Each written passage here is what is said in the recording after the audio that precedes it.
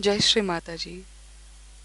हम सभी श्री माता जी के श्री चरणों में प्रणाम करके अपनी कुंडलिनी उठाकर बंधन लेंगे। We will all bow down at the lotus feet of Shri Mataji, raise our kundalini and put ourselves in bandhan.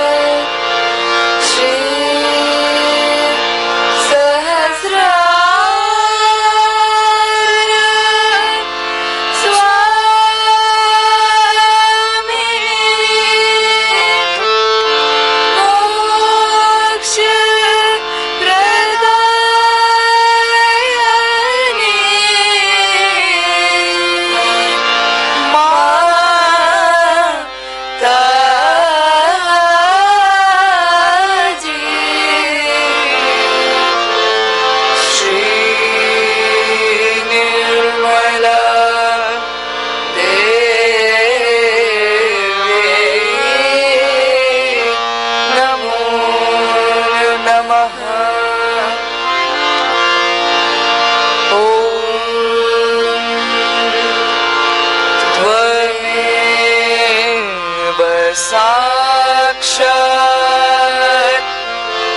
Shri Ganesh साक्षात् श्री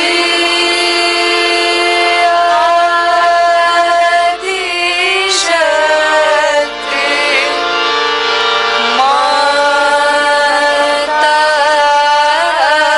माताजी श्री निर्मला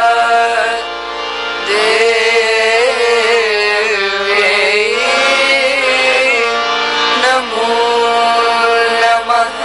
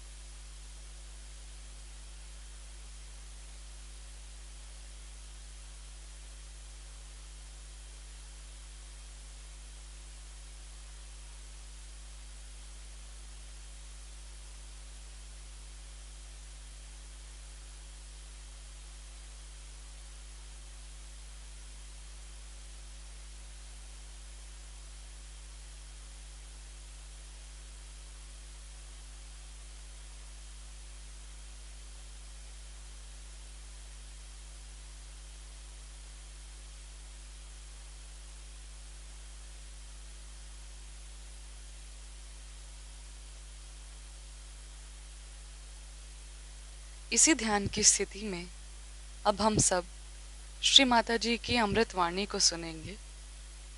इन this meditative state, let us now listen to Shri Mata ji's Amrit Vani.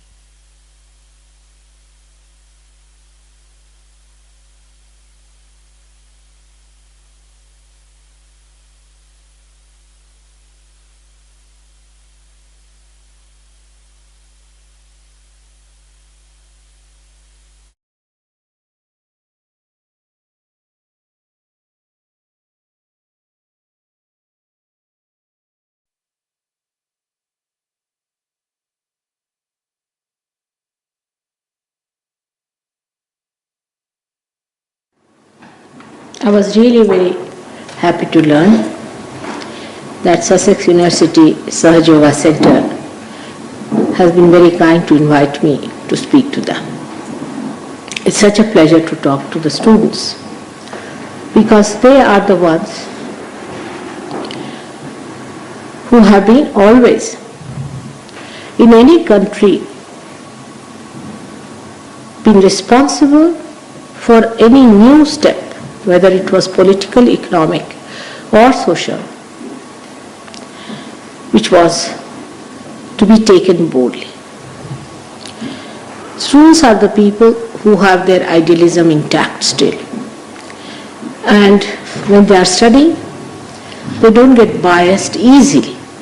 They keep their minds open to every knowledge because they are new to it. But those who become experts can become very biased, very conditioned by what they read or what they think to be right. But the students can be also very much vulnerable because they do not know whether whatever new comes to them is the truth or some sort of a falsehood. So, at this life, when you are a student, you have to be very careful to understand that if you have to seek the truth, you have to be alert about it. First and foremost thing, as students we enter into a university. It's a beautiful name, university, meaning that you get all the knowledge of the universe here. And when you enter into the university, you come with an open mind, with an understanding that whatever you have to learn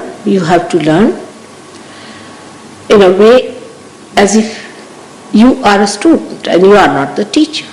And that humility always helps the students to learn anything that they want to know about any part of their knowledge. Now what you learn in the university is the knowledge of the tree, knowledge that you can perceive and understand through your mental activity. But what I am going to tell you about today is the knowledge of the roots of the tree, from where the whole knowledge comes in. Now to believe in me or to understand me, it is not necessary for you to have any sort of a faith in me or a surrendering position, but you must also know that if I have to tell you something new, you must keep your mind open to understand what I have to tell you. When we study, say, economics, take a subject which is very common these days and it is even regarded as a higher science than philosophy. What do we learn? The essence of economics is very simple. That wants in particular are satiable, but in general wants are not satiable. This is the essence of surge about. Like whatever you want to have, you can have today, and tomorrow you will run after another thing. That's why we have economics, because this is the tendency of human mind. But why it is so? Why is it? We really strive, supposing you are doing your graduation, you will strive your heart to be a graduate, but you won't be satisfied. You'd like to do higher studies, or you may like to take up a job, and even if you get a job, you will not be satisfied. Then you want to build a house, then you want to have a car, then you want to have, students want to have a nice bike, all right. When they have it, they want to have something else, you say, a helicopter maybe, I don't know what, but it goes on increasing. You're never happy with what you have, fully satisfied. Now the reason for that, you can find it in Sahaja. Because the roots are deeper down, which we do not know. It's all right to build up the whole science of economics on something. But what about the roots that have created this big tree of economics? The roots are that none of these material things are going to give us full satisfaction. This is the root of it. So what is going to give us that satisfaction? We come to the second logical question. What is the need of a human being to feel satisfied? There is something higher, something deeper, something that we have missed. This is definite. Now what is that? We can refer, if you are not so much upset or angry, or we can say biased about the scriptures, any scripture. I am not saying Bible or say Torah or say Indian scriptures or Buddha sayings or Tao or anything. You will find one common thing they have said. All of them have said one thing common, and that is that you are to be born again. You have to know your spirit. You have to become the spirit. Because that lacking in us, in our awareness, because we are not yet the spirit, whatever we know without it is only the mental projection, which is limited as our mind is limited. So to know the unlimited, or to know the roots, you have to become the spirit. This is the first condition they have given. Now if you just don't deny them, we should look into it that we have to become the spirit. Now what is that? What is that within us which is the spirit? If there is something like spirit within us, we have not yet felt it. We have never felt the spirit within us. And what is that spirit? And what does it do? What are its qualities? We should try to find out. And that's what you can find out when you become the spirit. It's a vicious circle. It's the other way round. Here, nobody will say that you must become a graduate to know about economics. But in the other way around thing, you have to go deep down into the roots. And how do you do that? Supposing I say you pay attention to yourself. A teacher will say, pay attention. So all the students will start looking at him, looking at the blackboard. But I say, pay attention to yourself. Then you will say, Mother, how do you do it? It's an impossible thing. How do we take our attention inside? It's all the time outside moving. How are we to take it inside? That's why you have to get your realization first. You have to become the spirit by which you can take your attention inside to your roots. That's why the first condition in the Sahaj Yoga system is that we have to become the spirit. Before that, whatever I say, you will say, how is it true? You can always challenge. You can always say it may not be true, it may be wrong, it may be false. It's true. Because supposing I have no eyes and you start telling me about the colors, how will I know? So anybody would say that open your eyes first of all. Unless and until you open your eyes, you won't be able to understand what I'm talking about. In the same way, we have to understand that if we have to know about the roots, we have to penetrate within. For that, we have to become subtler than what we are. We are at a level from which we cannot enter inside ourselves. So we have to become something else, and that becoming is only possible if you become the spirit. I hope I am clear on that point. Now, how to become the spirit is the problem. Because whenever a teacher tells you do this, you said how? That's correct. I mean, logically, that's what should be the question. How do we become the spirit?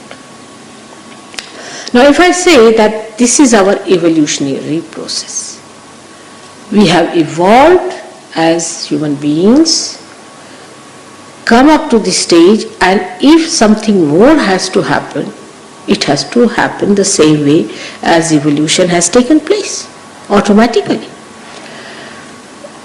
What did we do to become human beings from monkeys, if we have become from monkeys?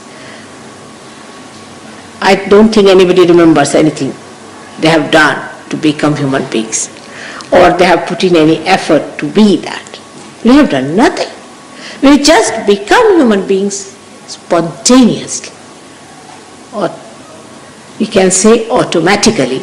But actually this spontaneity relates to a living process. Only living things are spontaneous.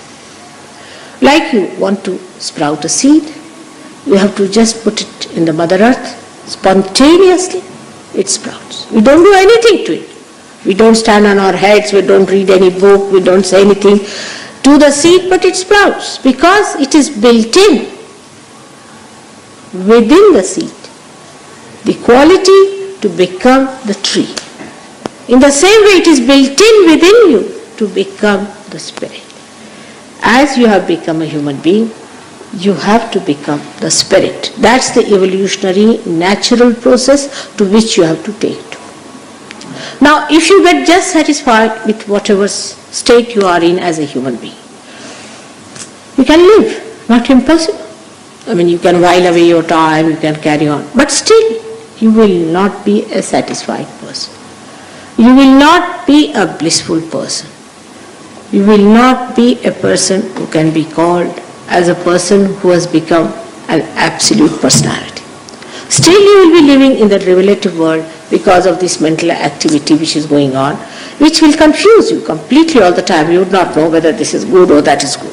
Like these days in England we have a big confusion whether to vote Labour or Conservative or this. We don't know which one to vote. So we'll close our eyes, all right, whichever I catch I will vote. We don't know what to do. This stage will go away because we haven't reached that state of absoluteness where we can decide things with absolute authority. This is the thing. This is the right thing. Once we understand this state that lies within us, then what do? We know what is right and what is wrong. And right can be only one thing. There cannot be any difference of opinion as to what is right and what is wrong if you do it with your absolute awareness. But human awareness is not absolute. If it was so, there would have been no problem. There would not have been any necessity to have this MX authorized or have this atom bomb produced there. And all human beings are the only animals that are doing like this. You see, you don't find any dogs creating any atom bombs or anything to kill each other. But this is special human failure to show that we are not at an absolute point where we all agree. So how to achieve that is the second point. Again I said it is spontaneous, it's a living process, and you don't have to worry about it. It's all built in within yourself. I don't know if they have put any. They haven't put any. Now, so how many of you have come for the first time for Sahaj Yoga meeting? How many of you have come for the first time? Let's see. 1, 2, 3, 4, and 5. All right. The rest of you have been to Sahaj Yoga meeting, so you know about Kundalini, you know the awakening of the Kundalini and all those things. Now we have within ourselves, you see, this power by which it is going to happen to us. This is the power of pure desire within us. Because so far as we have seen, all our desires that we have cannot satisfy us. So there must be some desire within us which leads us to completion or to the fulfillment of our ultimate desire to be the spirit. And this power lies in the triangular bone, in the lower part, the lowest part of your medulla oblongata, or you can say the spinal cord. Now this lies there or not, whether it exists or not, whether I am telling you is correct or not, is to be found out. You should not just challenge it. You should see for yourself that sometimes in some people, there are many who have seen it here, you can see the pulsation of this power if there is an obstruction in this person, and the awakened Kundalini cannot rise. You can see with your naked eyes, absolutely with naked eyes, a pulsation just like a heartbeat.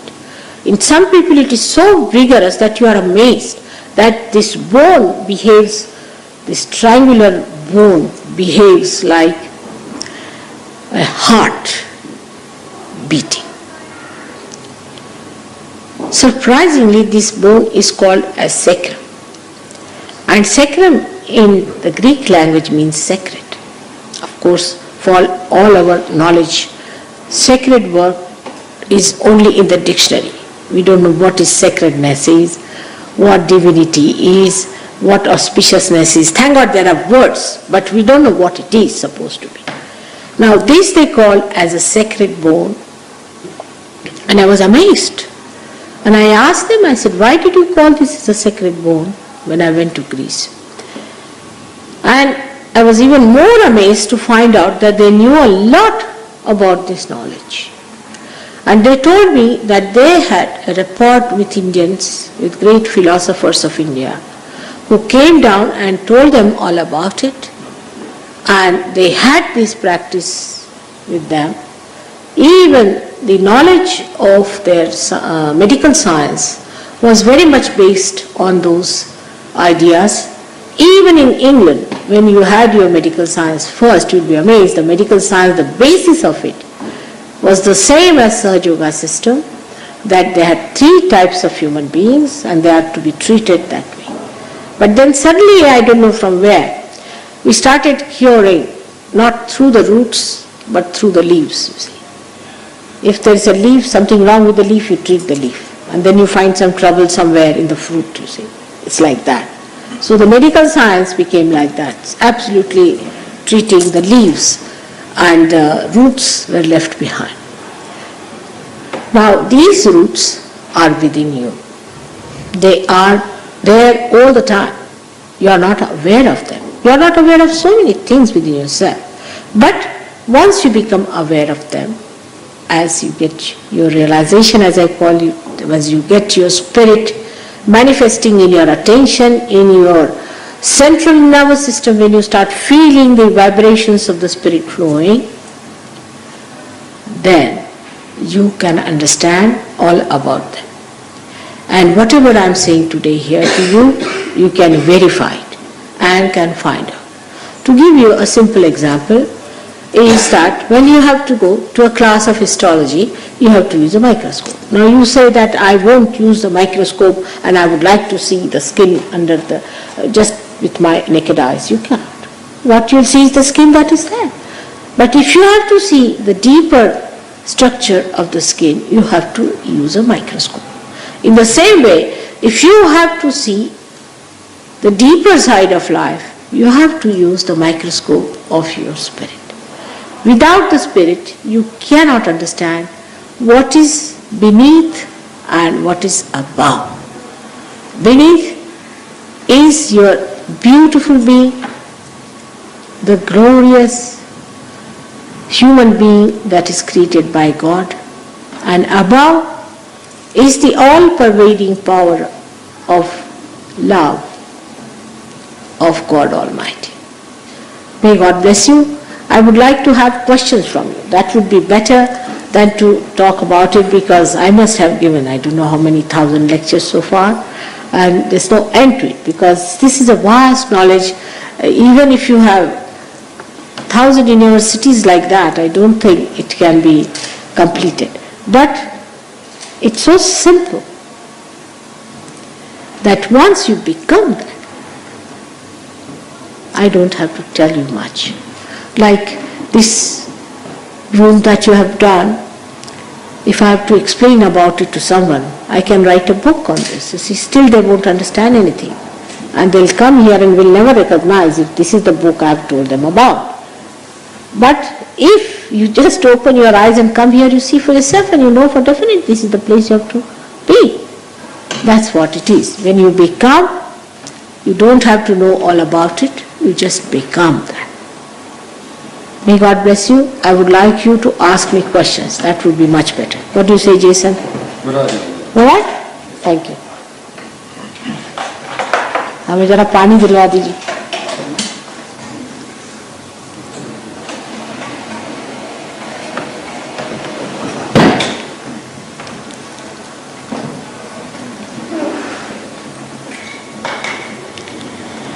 Yes, please. Yeah, if you really tie so much to being physically somehow trapped within this bone, I mean, is that where it's located, or is there some tie physical?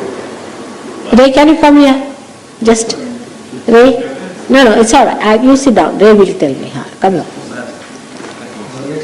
Yes. What did you say? Yeah.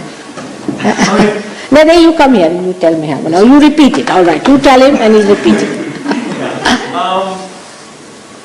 Do you really believe it's tied physically to this bone in any way, this sacred bone, or is it just where it happens to be located? And if it is tied physically to this bone, what about the poor unfortunate who, for some reason or another, may have lost it? What did he say? Is the energy tied physically to this bone, to the triangular bone? No. And what happens if he says? And what happens to the poor unfortunate people who might have lost it, the bone? Because I've never heard anyone lose it. I don't think anybody has lost it so far, except that devils. You see, except that devils. You see, Demonic people. It's not lost easily, and I would say that. That just now we should worry about ourselves, isn't it? So we can help others. So we can help so many. If we are not equipped, how can we help others? First we should equip ourselves. Then we'll think about others. I'm happy you have thought for others. That's a good sign of generosity. But we must have something within ourselves to give, isn't it? Well, I'm just curious about all these diagrams that I see associated with these chakras and things. I mean, there are people born who've only got one arm, for example. What's he saying? Oh, I see. He wants to know in what way the chakras and the triangular bone sacrum is associated with the physical body. And he says if somebody is born with one arm, what happens to their chakras? Yes, yes. No, you see, even if you are, chakras are not normally hurt because they are very much placed inside the inner core of the, what you call the medulla oblongata. They are very subtle things. They are not harmed easily and they cannot be harmed. But it can be, as you said, possible that a person who has no backbone, but such a person doesn't exist, I don't see one, or something like that, it can be. I have seen people who have crooked ones. They have all right. They get their things straightened and it can work out with them. But without a backbone, we don't exist. And so they are there. I thought it was just one part of his backbone. Huh? I thought it was just a bit of the bottom of the spine. No, you should see the diagram. That's just where it is. Yes, it's not just there. No, you see now, I would say that it's a subtle thing and it's an energy. You see, it's an energy center. And it may be, in your case, it may be just on the borderline, supposing on the lumbar area, it may move out with another one. Yeah, I mean, so that is not so important. What is important is just now, you see, instead of going into details, first we must get our realization and then gradually you will be able to locate everybody's centers where they are. Because they pulsate and you can see with your own eyes. and I mean, when you say you could see them with your own eyes, I mean, presumably you can't photograph them. That's it. He said if you see them with your own eyes, presumably you can't photograph them.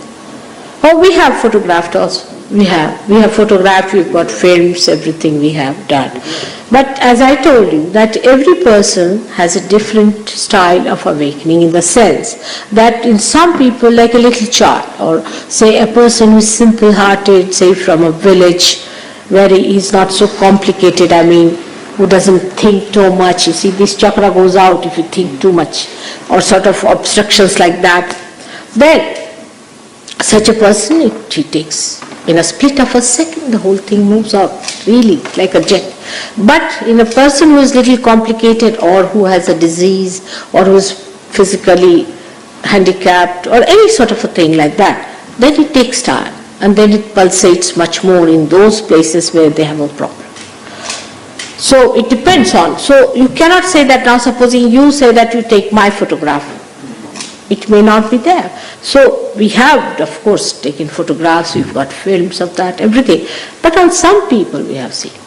Not all, because you don't keep a camera there any time to take the photograph, but we have taken.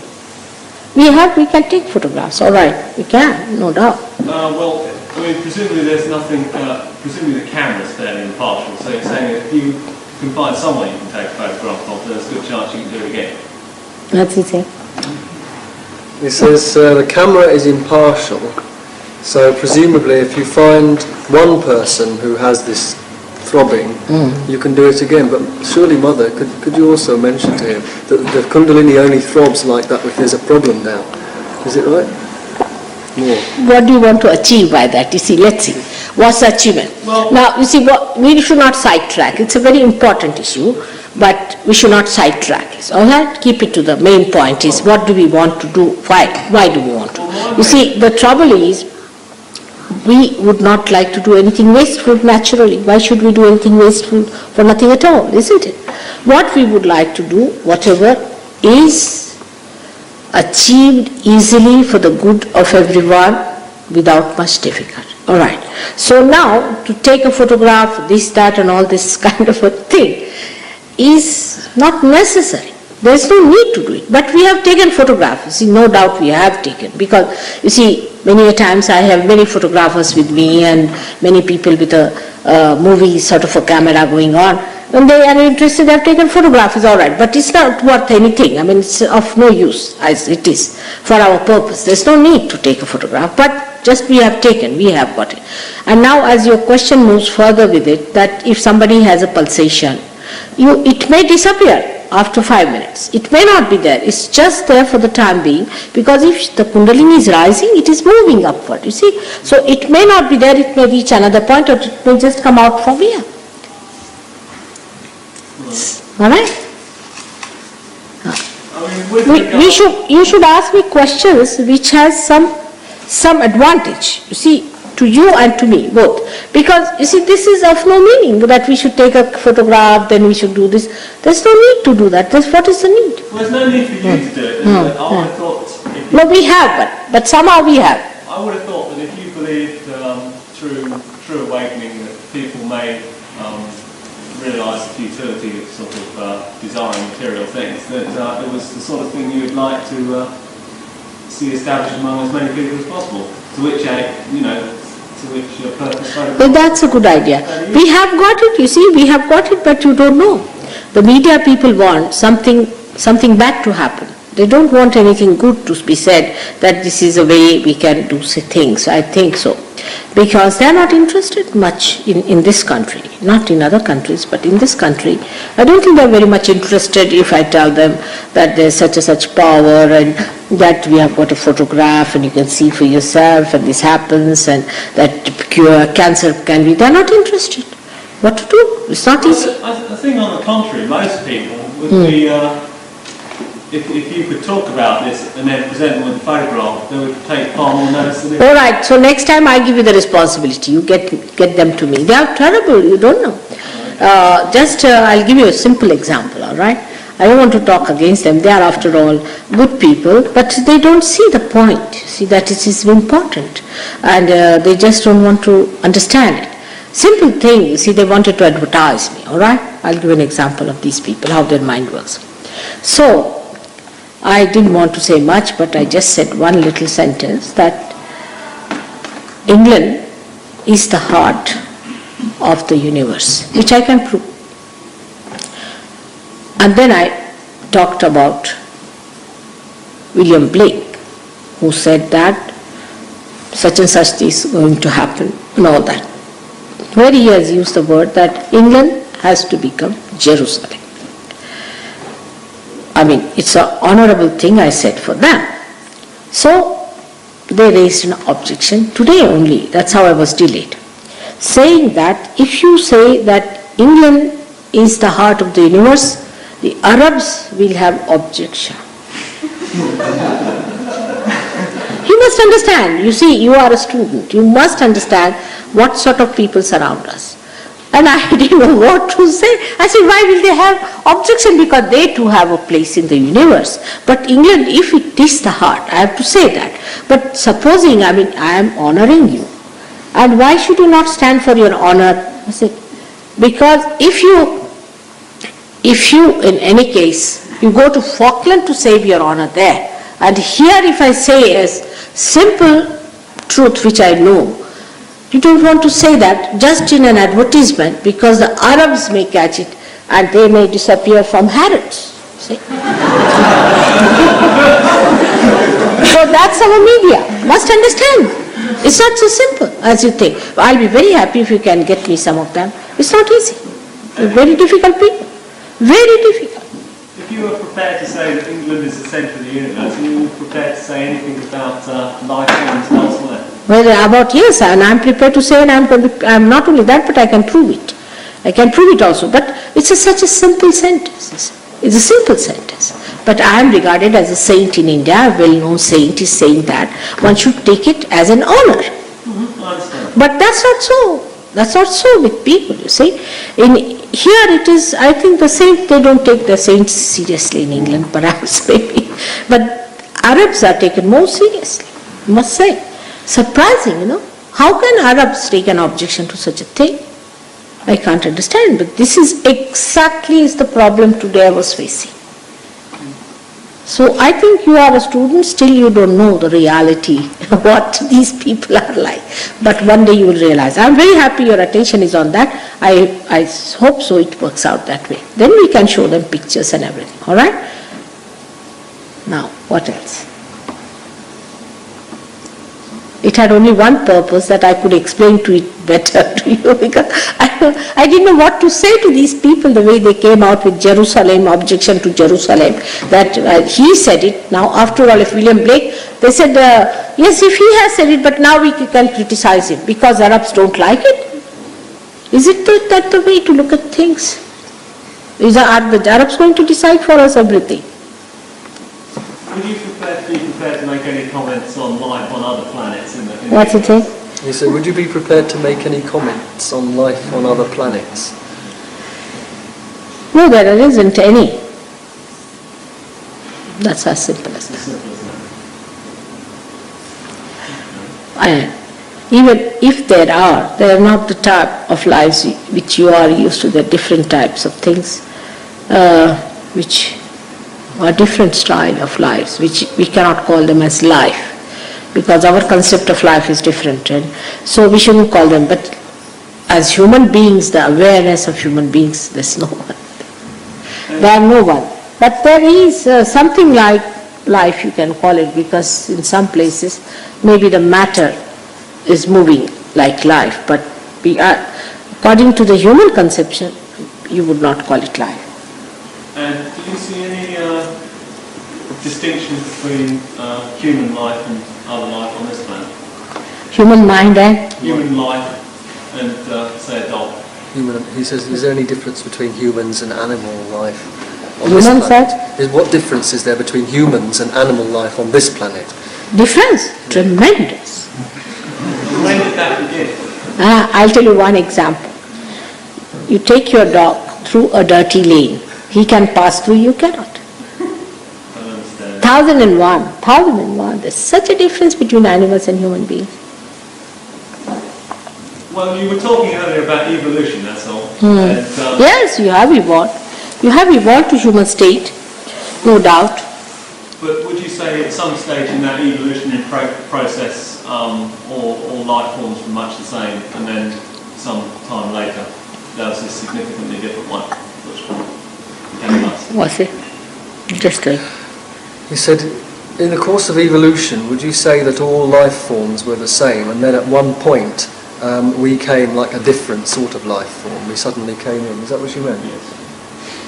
I mean, if you don't accept that animals share the same sort of divine aspect as we do now, and you accept the idea of evolution. She didn't say that. No, I actually didn't say that. Okay, I accept that animals are very different. Listen, what she said was that you can go through. I think you better write it down. Smell. It's getting confusing. Pigs don't mind smelly sties with all the rubbish and stuff. Pigs don't mind the smell, and animals smell all sorts of things. But the humans have subtlety where they don't like certain dirty smells. That's what she meant. That's true of animals.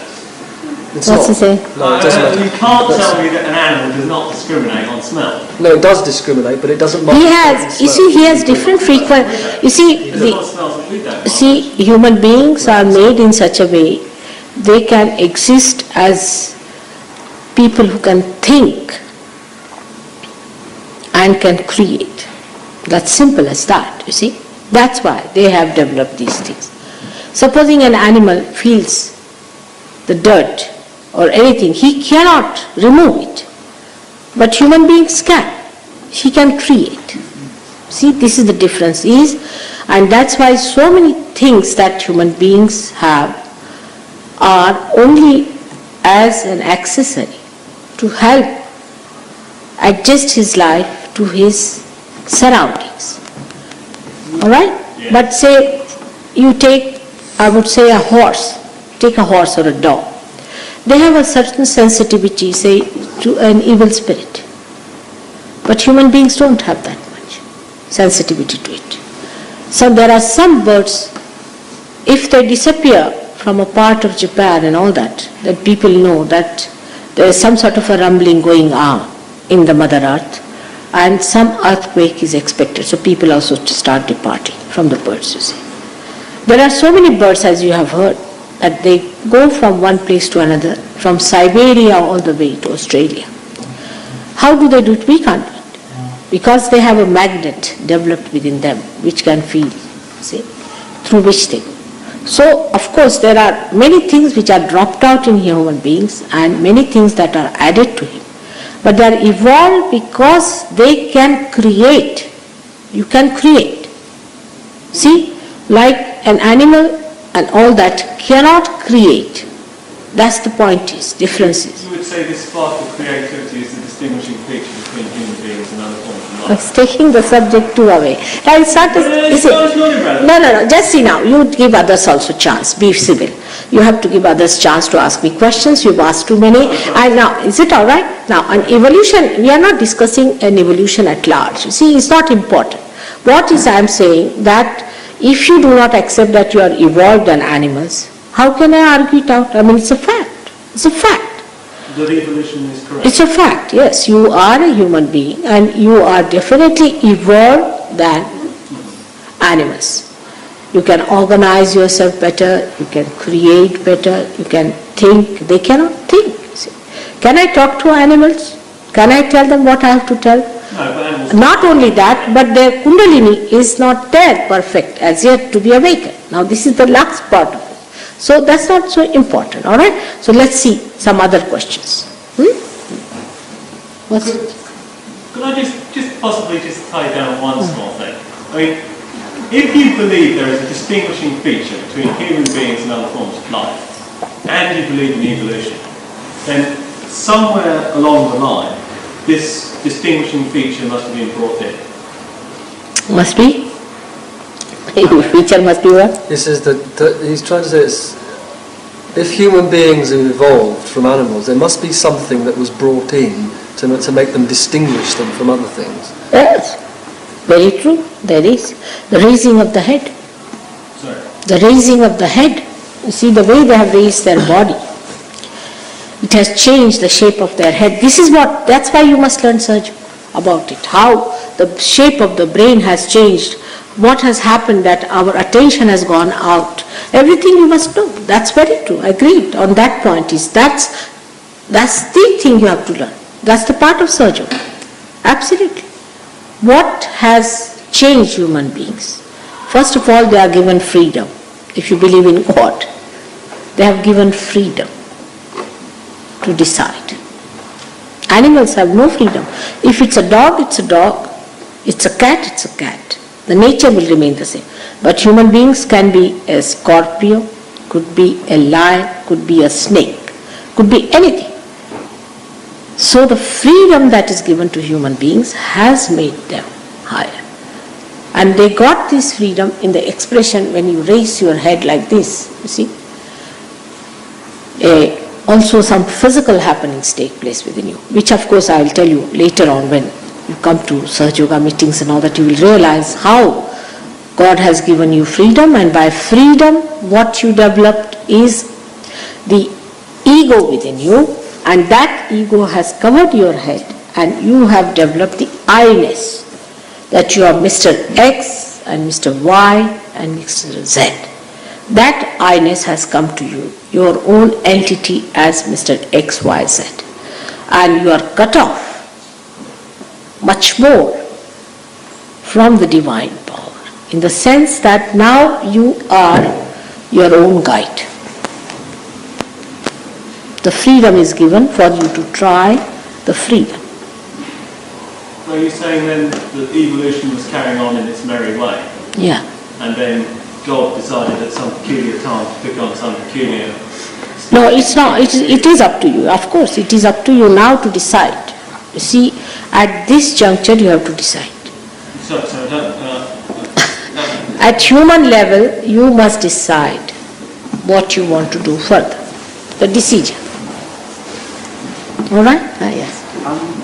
You say that the attainment of spirit is like the necessary step towards seeing into yourself.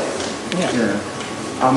But what actual steps can an individual take towards that attainment of spirit? And is there only one way, or are there many ways towards? No, there's only one way of sprouting.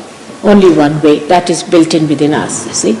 That's the only way it is. But if I as an individual want to attain that spirit, to look into myself, what should I do? I mean, what are the practical steps that any person can take? That's it. Towards? That's very nice to say that. That's what we have to do, all right? But that I'll tell you, that's a good thing to ask. That is something nice and promising. All right? What else? Mother, how far can the intellect take us? Huh? Can the intellect take us far enough? Can we understand it with the intellect? How can? You can't understand. You see, intellect can only tell you, like I came here, it was written University of Sussex. All right, this is University of Sussex. But I have to enter in. This is like a signpost. With intellect you can only know the signpost, but you have to enter in. Actually, supposing I give you a chocolate, all right? It's written Cadbury's. You read it. But you have to taste it. You have to experience it. There's a difference between the two. Just reading that mentally, knowing that mentally is something like reading a signpost. And experiencing it is entering into it. Intellect has its own limitations. Like we had to leave our car behind. It's beyond. It's the intellect of the intellect, you can say that. But it's all poetry. You see, what I'm saying in reality, we should see what it is.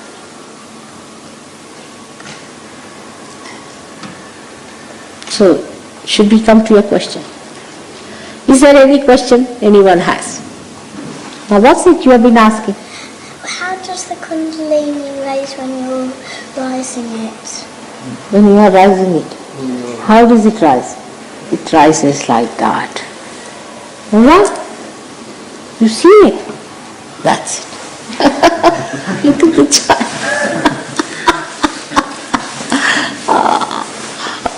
Now, what are the questions? Any? Sahajogis? Anyone? David? Nothing? Phil, what about you? Reaching the absolute zero, what about that?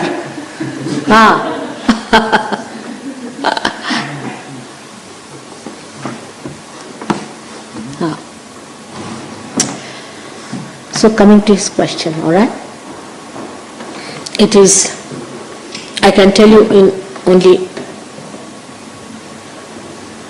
in an analogy sort of thing, because you see, when you have to understand something mentally, you have to use these worldly things to explain something divine. We can say that if there's a candle which is not enlightened, it cannot get enlightened by itself, but it is ready to be enlightened. It's ready to be enlightened. If you are ready to be enlightened, any enlightened light can enlighten you. But the enlightened light doesn't do anything except that you can say the most, it is a catalyst at the most, if you have to give any. But just it is ready, it's all there, and just an enlightened light comes near the other one, it catches the light from that. It's as simple as that, to give an analogy. Or as I told you, that the seed, when you put it in the Mother Earth, because it is built in, it just sprouts, it's built in. But the process is that it has to be put in the Mother Earth. In the same way, it being a spontaneous thing, and absolutely a living process, it works in a way that, supposing now you have somebody who's an enlightened light, say we say Ray has got enlightenment, say for example. Now, if he wants, he can enlighten. Once you get enlightenment, you can enlighten another person. But Ray now knows what should be done to prepare first of all the candle, to get rid of the obstructions, how to enlighten, and how to bring it to a full bright light. He knows all that. So there are 3 stages we can say. First is that you are to be awakened first of all, the Kundalini. It has to be brought out of your head here so that the cool breeze of the Holy Ghost, you can feel it on your head. This is the second stage where you start feeling a cool breeze also in the hand. So many people don't feel in the beginning in the hand. Also in the head they do not feel, because it's a very subtle thing. But if a Sahajogi feels it, that means it has started, but in a very subtle way, then you must allow it to grow more and more, and it dispels all the obstructions on its way. gradually it becomes a steady light. And then any Sahajogi can put it in such a way that you start feeling it in your hands, also starts flowing in your hands. Because from the hands of the Sahajogi, that power is flowing. And with that power, he can handle the situation in such a way that your hand starts feeling it, flowing from your hand, flowing from here. Now, when it happens, suddenly, sometimes it happens to people in a very sudden way, in a sudden rush also, because they have been seekers for ages, perhaps, maybe, whatever it is. But then they feel, oh, I feel very high, absolutely on top of the world, I've become a witness now. And naturally, because it's such a change in music. But that's not the end of it, because you must know how to kindle it properly, to keep it going and all that. If you don't do that, say, it will again come down, because you must learn how to keep it going, how to work it out. That's the part, it's the transition part through which you have to go. Some people take at the most 8 days, some people take a month or so. But once you have done it, you become your own master. To give another analogy, very simple one, it's like this: when you are driving a car, there's a brake and there's an accelerator.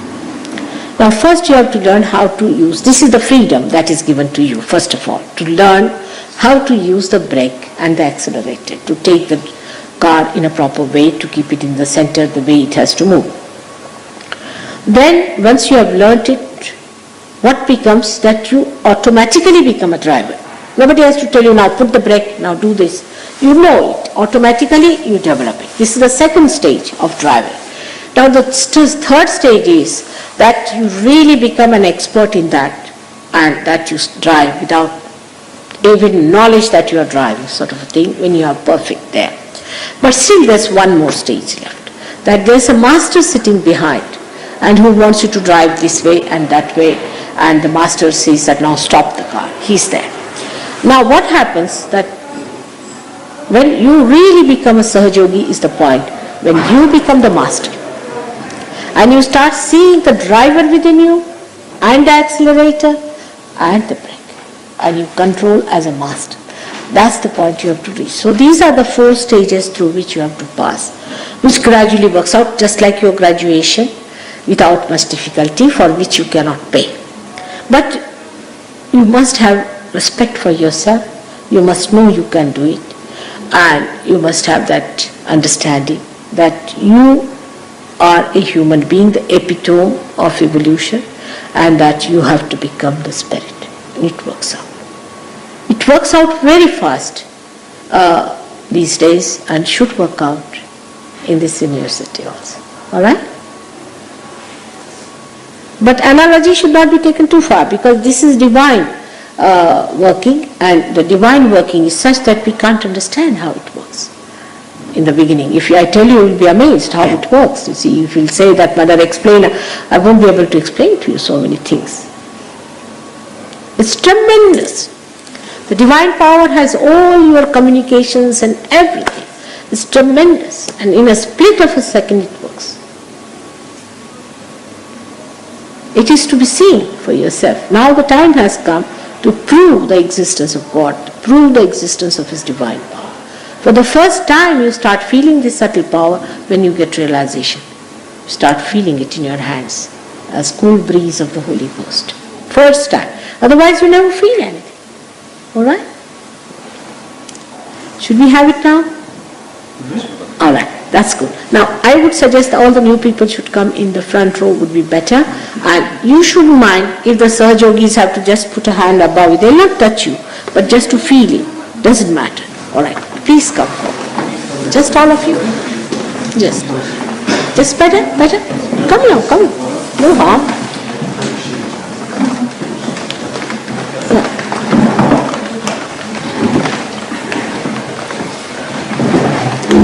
Sit down. Take a chair.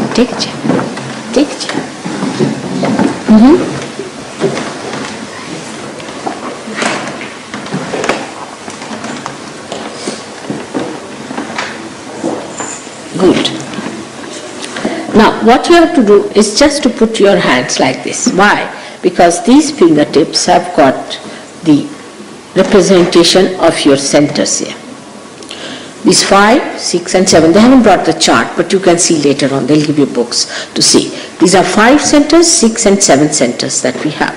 So just put hands like this, just straight, put your feet on the Mother Earth, because the Mother Earth also helps us. Wide apart with your shoes. Everything helps us, like all the elements that are there can help us and we have to use. So now put your feet on the Mother Earth like this and put your hands like this, and you have to close your eyes, that's all. Just close your eyes.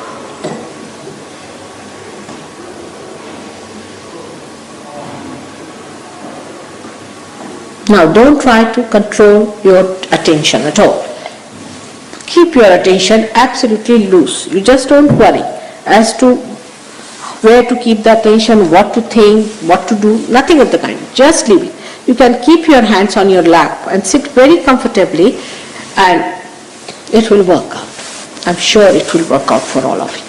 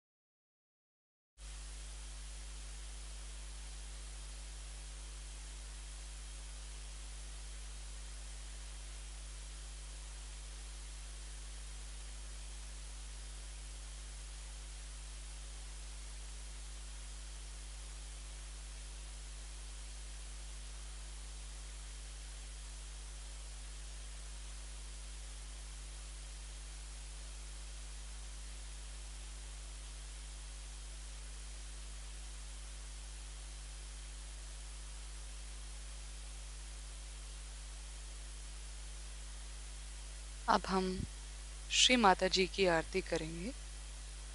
We will now offer Aarti to Shri Mata जी.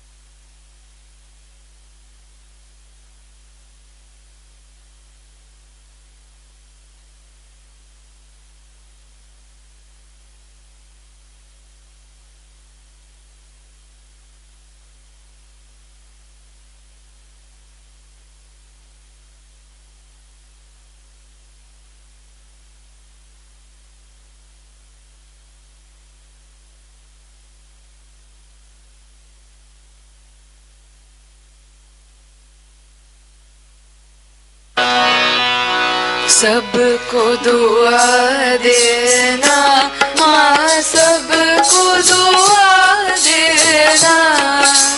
जय निर्मल माता जी, जय निर्मल माता जी.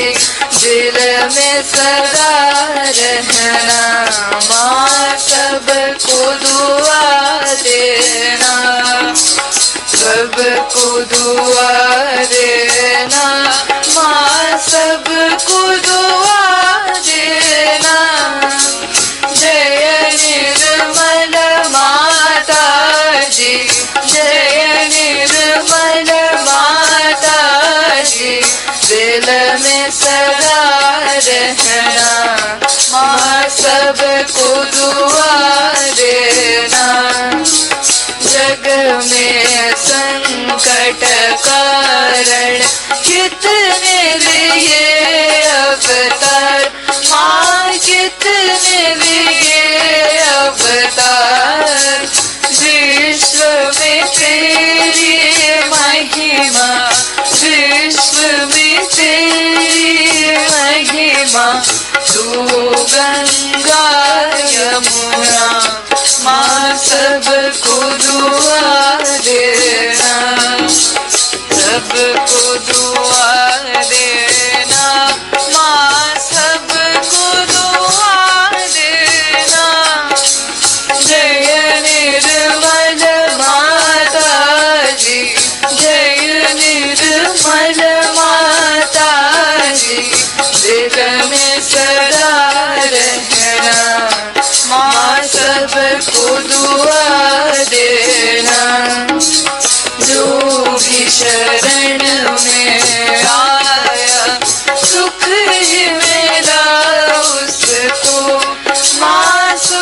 ही मिला उसको बैठ के दिल में ओ माँ, बैठ के दिल में ओ माँ, लौट के ना जाना माँ, सबको दुआ देना, सबको दुआ देना माँ, सबको दुआ देना। जय निर्मल माता जी, जय निर्मल माता जी, दिल में सदा रहना माँ, सबको दुआ देना। मानव में अब तर के कर दिया उजियारा माँ, कर दिया उजियारा। कलियुग में माया है, कलियुग में माया है, फिर भी पहचाना माँ, सबको दुआ देना, सबको दुआ देना माँ, सबको दुआ देना। जय निर्मल माता जी, जय निर्मल माता जी, दिल में सदा रहना माँ, सबको दुआ देना। संत जनों की धरती है भारत माता, माँ है भारत माता। इस धरती पर आकर, इस धरती पर आकर, दुख से दूर करना माँ, सबको दुआ देना, सबको दुआ देना माँ, सबको दुआ देना। जय निर्मल माता जी, जय निर्मल माता जी, दिल में सदा रहना माँ, सबको दुआ देना। जब दिल में आए तब मधुर संगीत सुन लो माँ, मधुर संगीत सुन लो। हो सके जो सेवा, हो सके जो सेवा हमसे करा देना माँ, सबको दुआ देना, सबको दुआ देना माँ, सबको दुआ देना। जय निर्मल माता जी, जय निर्मल माता जी, दिल में सदा रहना माँ, सबको दुआ देना माँ, सबको दुआ देना माँ, सबको दुआ देना।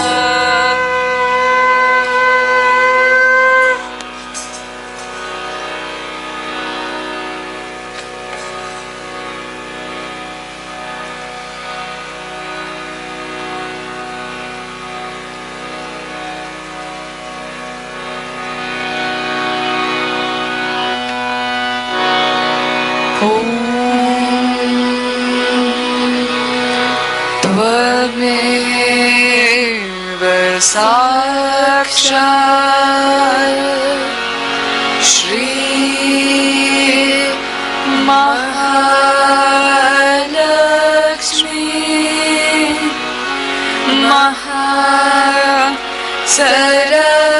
सरस्वती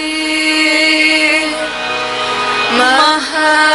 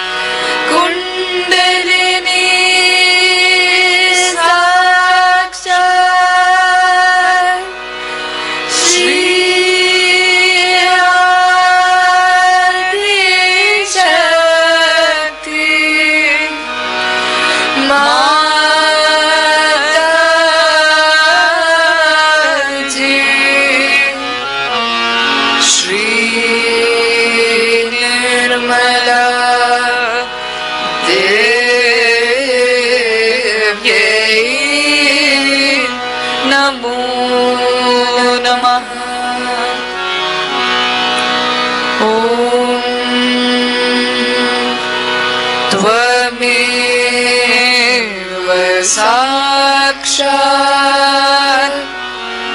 श्री कल्कि साक्षात् श्री शक्ति माता जी श्री निर्मला देव्यै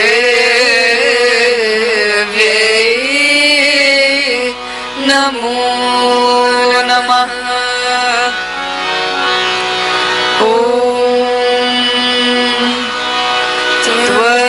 त्वमेव साक्षात्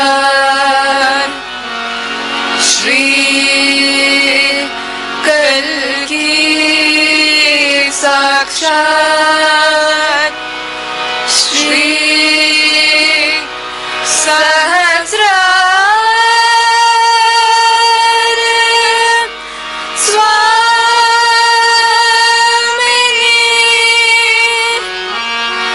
मोक्ष प्रदायिनी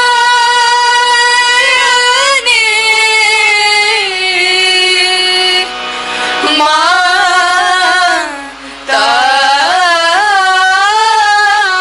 जी श्री निर्मला देव्यै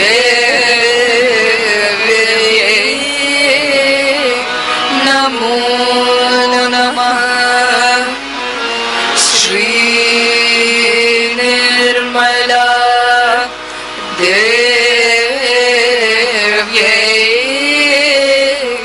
नमो नमः।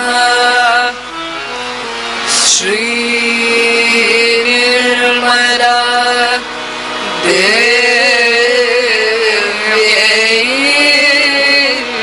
नमो नमः।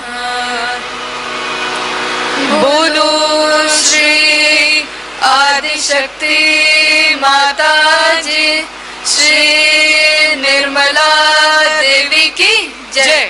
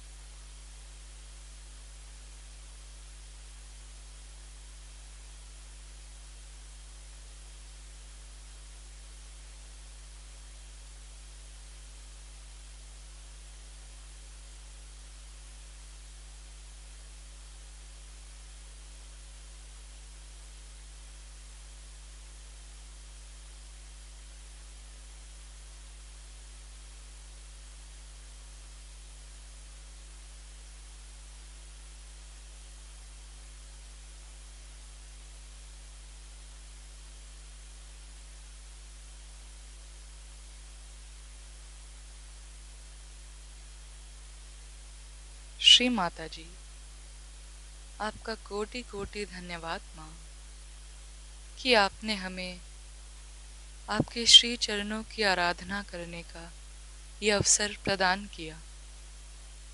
Thank you Shri Mata ji for giving us this chance to worship your holy lotus feet. जय श्री माता जी।